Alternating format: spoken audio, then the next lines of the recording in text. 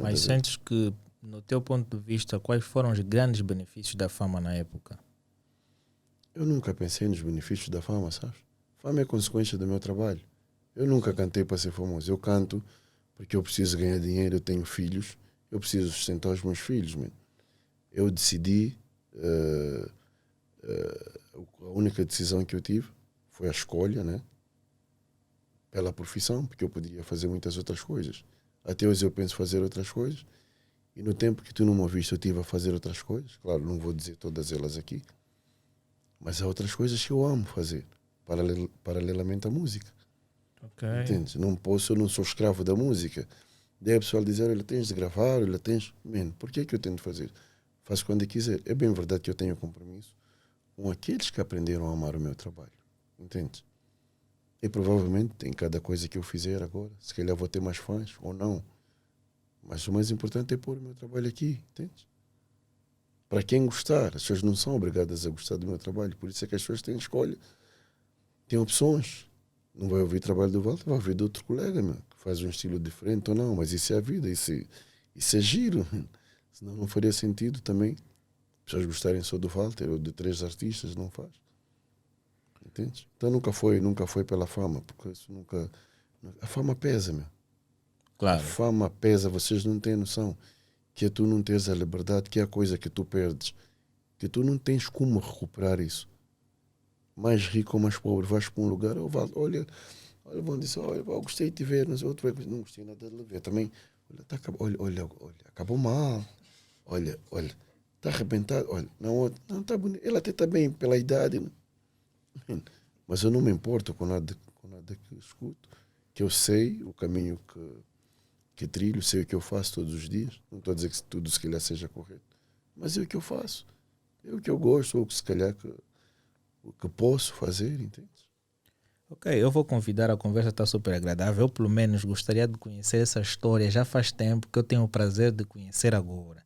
Eu acredito que vocês também estão alegres, Denise. Qual história? Não sei. Não, a história do Cota, da música, eu Ah, já é? queria conhecer faz tempo. A sério? Sim. Não sabia. Não, quando se é estrela e canta-se bem, a gente quer conhecer, não? Não, é bom, fico feliz, fico feliz. Então vou convidar para todo o pessoal, subscreva, não é? Deixa o like, não só pode acompanhar o nosso podcast no YouTube, mas sim também pode acompanhar no Spotify, na Apple Podcast, bem como no Google Podcast, ok? Acompanhe a bio e brevemente os momentos da Denise. Uma questão boa que eu gostaria de saber é se o Cota já sofreu discriminação na música. Já se sentiu injustiçado? Mas isso, em países como o nosso e muitos países africanos, claro, isso acontece todos os dias. Mas isso não é algo da música. Isso é algo do processo que o nosso país atravessou. Entendes? Porque nem todo mundo que teve grandes cargos esteve preparado ou estava preparado. E pessoas que não estão preparadas para certas coisas, por mais vontade que tenham ou algum conhecimento, sempre cometem muitos erros. Pessoalizam muitas coisas. Não gosto do Walter, gosto do fulano, aí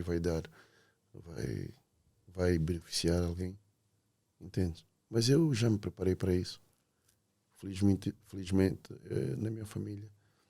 Isso é uma coisa que a gente sempre conversou sobre tudo um pouco. E o mundo é assim, o mundo é injusto.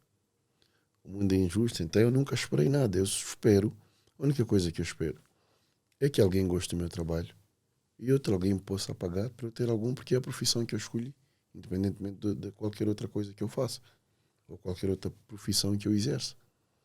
Entende? Eu não estou preocupado com isso, é o que acontece aqui, né?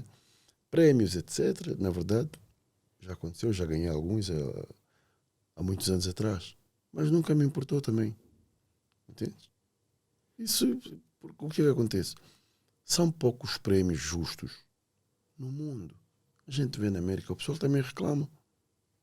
Entende? Em França, na Alemanha, o prêmio foi para um rapper, o outro disse que não era, porque não sei. Mas no mundo, durante um tempo, o pessoal black deixou de ir para MTV Award. Entende? Ok. Se sentirem injustiçados. Né? E isso é normal, isso é do ser humano. É bem verdade que a gente pode trabalhar nisso, melhorar isso, mas tem que haver vontade. Mas nós ainda somos pioneiros em muitas coisas, precisamos aprender muitas coisas. E as coisas que nós precisamos aprender são coisas que nós já tínhamos, nós africanos. No ímpeto do pessoal querer se ocidentalizar, o pessoal está a perder muitas coisas das nossas raízes. Sim. Que eram mais-valias para nós, que é a empatia, o amor ao próximo, ser reflexo do outro. Nós não temos mais isso. Os africanos hoje levam o tempo todo a concorrer. Não é de concorrência que a vida se trata, meu. O pessoal percebe muito mal isso. Mas na altura, quais eram os empresários de referência, aqueles que mais organizavam festivais na época? O de maior referência é o Riquinho, né? Dizem que o Cota Riquinho batia os artistas. Não, isso são outras. Ele sempre mostrou uma certa autoridade. E se bateu alguém, se calhar não foi do nada.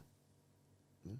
Que às vezes as pessoas dizem uma coisa, mas isso, pronto, depende ou dependia da emotividade dele na altura, etc. Mas muitas coisas eu também ouvi, não presenciei. Já ouvi a dar berra em alguns músicos, mas debater propriamente nunca vi. Então, para mim, abordar disso eu estaria, se calhar, a devagar ou enganar. Ouvi muitas coisas, né? A respeito também. Mas eu, Riquinho, é alguém que eu respeito muito e sempre vou respeitá-lo pelo trabalho que ele fez em prol da cultura. Ok. Quais foram as razões principais para a separação do grupo? And Sex Love. Sim. Imaturidade.